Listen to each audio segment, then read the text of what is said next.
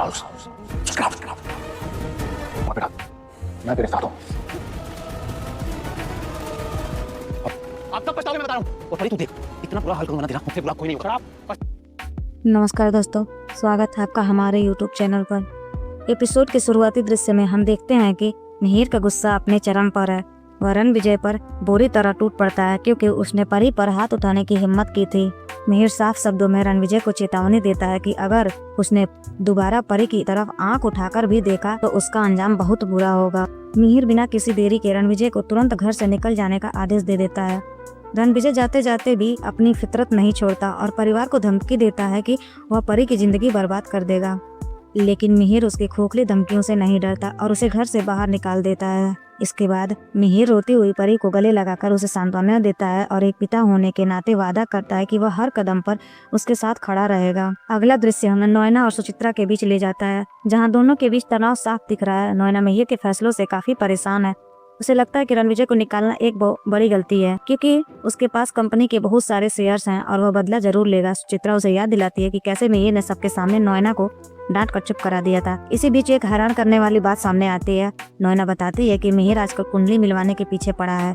पहले उसने देव और सलोनी की कुंडली मिलवाई और अब वो अपनी और नोएना की कुंडली मिलवा रहा है। नोएना को शक होता है कि तुलसी की वापसी की खबर से ही मिहिर बदला बदला सा लग रहा है। जब नोएना सुचित्रा से फोन छीनती है तो एक बड़ा राज खुलता है। सुचित्रा दरअसल मिहिर और तुलसी की कुंडली मिलवा रही होती है।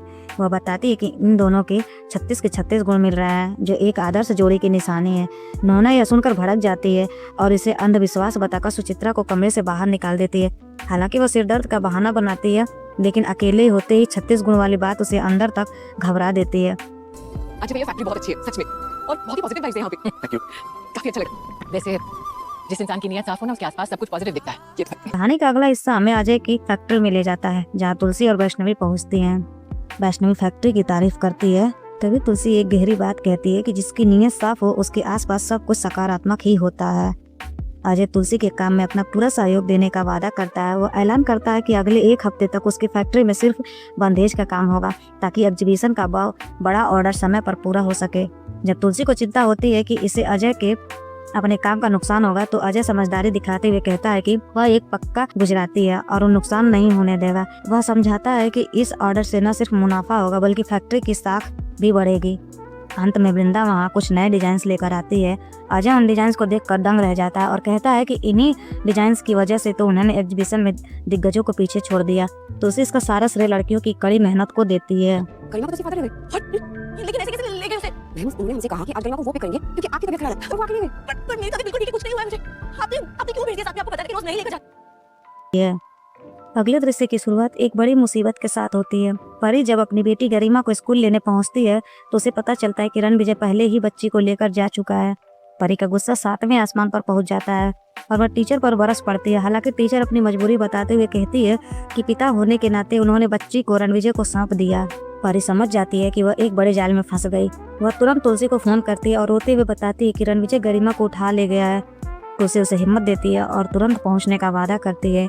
जाने से पहले तुलसी घर की जिम्मेदारी वृंदा को सौंपती है और हिदायत देती है कि अंगद को सच न बताए, बस इतना कहे कि वह किसी जरूरी काम से गई है।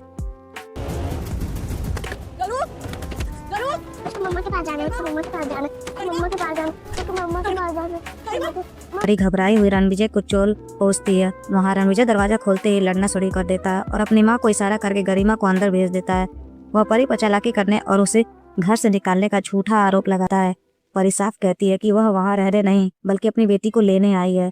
तभी रणविजय का पिता बीच में आता है और परी को 2 टुक कह देता है कि गरिमा उसे नहीं मिलेगी। परी जब पुलिस की धमकी देती है तो रणविजय उसे कानून और कोर्ट का डर दिखाता है। वह धमकी देता है कि वह कोर्ट में परी को बदचलन साबित कर देगा। वह दावा करता है कि उसके पास ऐसे मैसेजेस हैं जो साबित करेंगे कि परी का शादीशुदा होते हुए भी रणविजय के साथ अफेयर था। रणविजय उसे ब्लैकमेल करता है कि वह उसके पुराने रिश्तों का कच्चा चिट्ठा खोल देगा और गरिमा की कस्टडी उसे नहीं मिलेगी। परी हार नहीं मानती, जिससे गुस्सा होकर रणविजय उसे घसीटकर किचन में ले जाता है और अंदर बंद कर देता है। वह क्रूरता की सारी हदें पार करते हुए गैस लीक करवा देता है ताकि परी का दम घुट जाए। बाहर उसकी माँ उसे रोकने की कोशिश करती है लेकिन वह नहीं मानता। अंदर परी दम घुटने के कारण तड़पने लगती है और मदद के लिए चिल्लाती है।